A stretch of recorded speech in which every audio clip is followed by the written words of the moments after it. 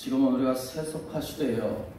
어떻게 하면 우리가 아버지의 교회를 받들어 섬길 수 있느냐 하는 그 부분을 여러분들에게 간단하게 4가지로 소개하면서 오늘 우리가 사명자로서 하나님의 사람으로서 어떤 몸부림이 하나님의 교회와 우리 시위에 도움이 될 것인가를 조금이나마 말씀을 드리려고 하는 것입니다. 첫째는 우리 크리스찬들이 목사도 그렇지만 의외로 마음이 좁습니다. 사실은 점상들이 많습니다. 그래서 저는 마음과 생각의 믿음의 폭을 좀 넓히자 이런 주장을 자주 하곤 하고 저는 마음다짐을 합니다. 이제 은퇴가 얼마 남지 않았습니다만은 그러나 뒤돌아보니까 참 목사로서 생각의 폭이 좁았고 또 성도들을 대할 때마다 점성 같은 짓을 혹은 총회를 섬기면서 그런 일이 없었던가 이렇게 뒤돌아보기도 하는 것입니다. 우리가 잘 아는 대로 하나 우리가 예를 들겠습니다. 여러분 알듯이 호이라는 물고기 있지 않습니까? 어항에서는 10cm 자라고 연못에서는 30cm, 강물에서는 120cm 이상까지 자란다고 하는 것이 아니겠습니까? 다시 말하면 환경에 따라 그죠? 성장의 크기가 달라진다는 걸 소위 말하는 호의 법칙이라고 하지 않습니까? 우리가 좀 총회를 하면서 연합회의를 좀 하면서 마음의 폭을 크게 좀 넓히고 이런 점성 같은 우리의 마음들을 좀 넓히는 것이 저는 총회하면서 늘 자주 생각하고 교회 헌신하고 노예를 섬기면서 그런 생각을 늘 지울 길이 없습니다. 현재 작은 일에 연연하지 말고 내 믿음을 좀 확증시키고 내 삶의 정상에 세우기 위해서 마음의 폭과 마음의 깊이를 우리가 좀 깊이 우리가 세울 수는 없을까 하는 생각을 늘 자주 하는 것입니다. 우리가 잘 아는 대로 요셉은 13년 동안 형들에 의해서 인신매매 당하여서 가진 고생 다 당하였지만은 그러나 그는 형제들을 원망하지 않았고 그 환경을 원망하지를 않았다는 것을 성경에서 말씀했습니다. 자신의 고난을 자신의 처한 상황을 신앙으로 해석하고 그것이 하나님의 섭리라고 받아들이면서 그는 묵묵히 그 사명을 감당했던 것을 성경에 기록하고 있지 않습니까? 우리 사회는 정죄의 풍토 속에 살아가고 있습니다. 남을 판단하고 남을 비난하는 것을 당연하게 생각하면서 살아가는 것입니다. 하나님의 은혜는 우리가 알듯이 남을 비난하고 남을 정죄하는 마음속에 하나님의 은혜는 절대 임하지 않지 않겠습니까? 예수님께서 자신을 비난하는 바리새인들과 세리들을 용납하신 적이 있었습니다. 우리가 청년들이여 저 시민들이여 우리가 마음을 좀 넓히고 또 점성 같은 생각들을 버리고 하나님의 은혜가 강물같이 흐르도록 우리의 마음의 둑을 흘러버리고 흘러버리고 하나님의 은혜가 강물같이 축복이 강같이 흐르도록 우리 시를 섬기고 총회를 섬길 수 있는 하나님의 사람들 되기를 축복합니다. 아멘. 두 번째, 우리의 작은 몸짓이 우리의 작은 행동이 큰 반향을 불러온다는 것입니다. 여러분 잘 아시죠? 1961년도 미국의 기상학자 로렌즈라는 기상학자가 이 지구상 어디에선가 일어난 조그만 변화로 인해서 예측할 수 없는 날씨 현상이 나타난다는 이론을 우리가 이 기상학자의 이론 아니겠습니까? 예를 들면 그런 것이다 그러죠. 브라질에서 나비의 날개짓이 미국의 텍사스의 토네이도를 일으킬 수 있다는 이 나비 효과라는 말이 아니겠습니까? 우리가 이것을 나비 효과로 한 것입니다. 내 젊음을 다해서 주께 드리기 위해서 홀로 기도하면서 주 사명 감당하기 위해서 신앙의 몸부림, 신앙의 작은 날갯짓이 우리가 총회를 섬기고 시를 섬기고 하나님의 교회를 받들어 섬기는 거룩한 날갯짓으로 우리가 토네이도같이 영적인 토네이도같이 번지는 거룩한 역사가 있기를 축복합니다. 아멘. 여러분 에스겔서 1장 1절 말씀 보시면 30살 먹은 에스겔이었습니다. 그는 거발 강가라는 곳에서 매일 갔었습니다. 여러분 크리스토퍼 라이트라든지 매트웰 같은 학자는 이 부분을 해석하기를 매일 찾는 색강이라고 했습니다. 아무도 찾지 않는 쓸쓸한 색강이라고 같이 해석했습니다. 그런 것에서 매일 노는 것이 아니라 매일 그 자리에 기도의 자리로 했었습니다. 그러니까 하늘문이 열리고 하나님의 영광이 나타났다고 했습니다. 그의 은밀한 시간이, 그의 은밀한 장소가 하나님의 영광을 체험하게 됐었습니다. 그리고 우리가 잘 아는 에스겔의 하이라이트가 1장입니다. 37장입니다. 거기에 놀라우신 해골이 성령의 역사를 통해서 살아난 민족의 운동이 일어났습니다. 47장에 보시면 성전의 흐른 물이 놀라운 생명을 살리고 죽어오는 바다까지 살렸습니다. 민족의 성령의 운동을 말하지 않겠습니까? 30살 먹은 은밀한 기도 장소, 은밀한 거발 강가에서 아무도 찾지 않는 은밀한 장소가 위대한 장소로 변하게 됐습니다.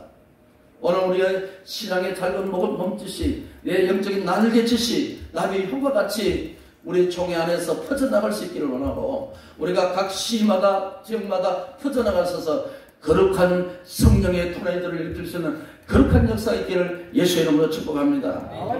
세 번째, 꾸준히 오래 하면은 언젠가는 반드시 역사가 일어나더라는 것입니다. 다시 말하면 쌓이고 쌓이면은 엄청난 역사가 일어난다는 말씀입니다. 우리 저 가지산에서 똑똑똑 흐르는 물은 한 줌밖에 되지 않습니다.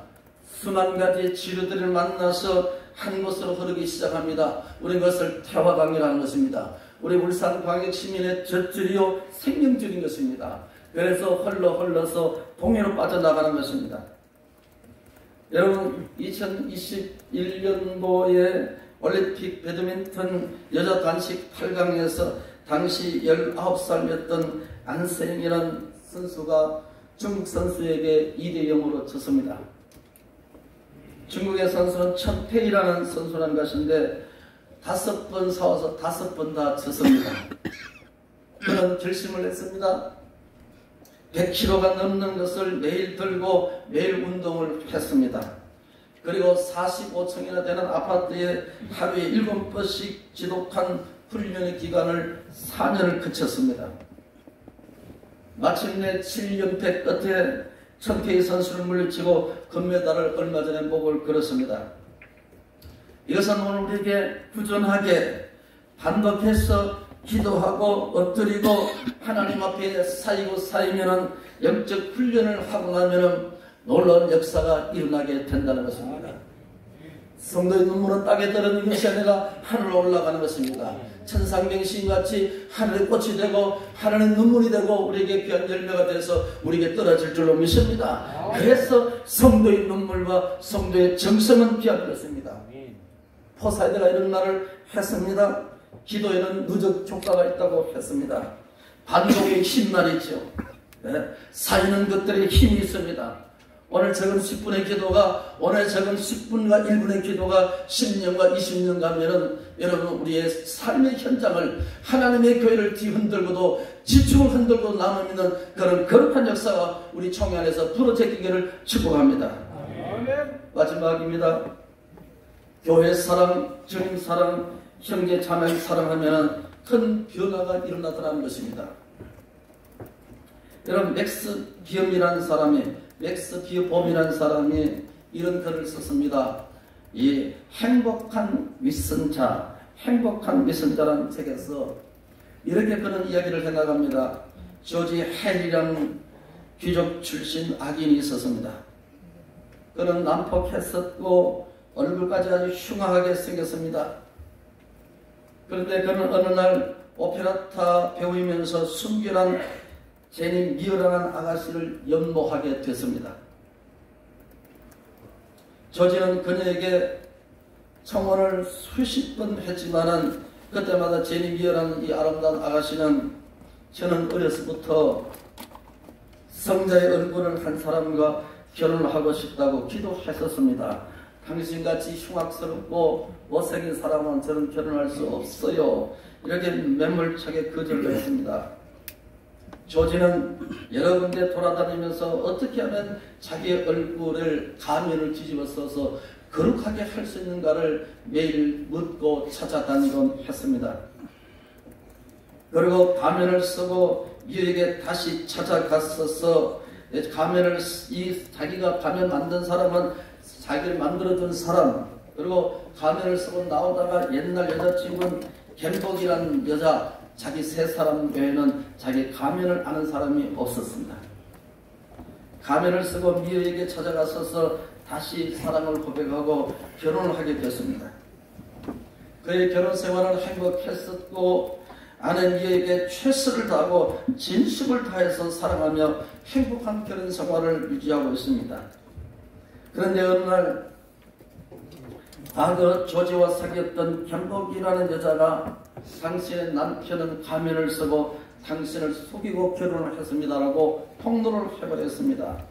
이제 아내가 남편의 가면을 벗기기 시작합니다. 조지는 모든 것이 이제 끝났다고 생각하고 절망하는 순간이었습니다. 그런데 그게 험악한 얼굴이 아니라 가면과 똑같이 인자한 성자의 모습으로 변한 조지 헬의 모습이 나타나기 시작했습니다. 오늘 이것은 우리에게 무엇을 말씀합니까?